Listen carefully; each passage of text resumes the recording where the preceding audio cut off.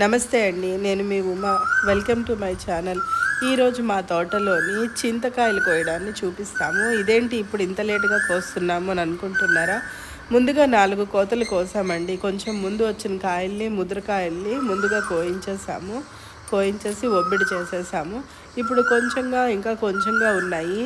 అవి కూడా కోయిద్దాము అనేసని మా రైతు చెట్టు ఎక్కుతున్నాడండి. అదిగో పైన చూస్తున్నారు కదా, చెట్టు ఎక్కి గడ కట్టుకొని దానికి గడకి కత్తి పెట్టి కోస్తూ ఉన్నాడు. ఒక్కొక్క చింత బుట్టలు అంటారు, ఒక్కొక్క దాన్ని అలాగా లాగుతూ ఉన్నాడు. ముదిరినవి, మంచిగా ఉన్నవి, బాగున్నవి దాన్ని మేమందరము ఏరుతున్నాము కిందన. మేము కూడా బాగున్నవి తీసి బాగలేనివి వదిలేస్తున్నాము.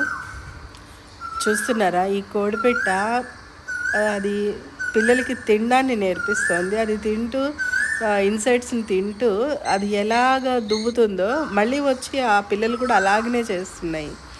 ఇంకా కోత అంతా అయిపోయిన తర్వాత దీన్ని ఒబ్బడి చేసి మేము ఇంటికి తీసుకొని వెళ్ళిపోతున్నామండి. మా చింత చెట్టు బాగానే కాస్తుందండి. ఈ సంవత్సరం కొంచెం కాపు తక్కువైంది, కానీ ప్రతి సంవత్సరం చాలా ఎక్కువ కాస్తుంది. ముందంతా బాగానే వచ్చాయి. ఇంకా ఈ లాస్ట్ ఇది చివరి కోత అవడంతో ఎక్కువ రాలేదు. మా రైతు ఇంకా కోస్తూనే ఉన్నాడు. ఇంకా అక్కడక్కడ ఉన్నాయి, దాంతో ఇంకా కోస్తున్నాడు గడతోటి. ఇదే అండి ఈరోజు మేము చేసిన పని.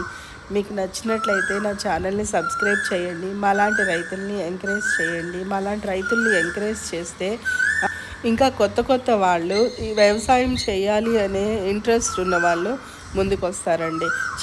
మీకు నచ్చినట్లయితే నా ఛానల్ని సబ్స్క్రైబ్ చేయండి. అలాగే నా వీడియోస్కి లైక్ చేయండి. అలాగే మీ ఫ్రెండ్స్కి షేర్ చేయండి.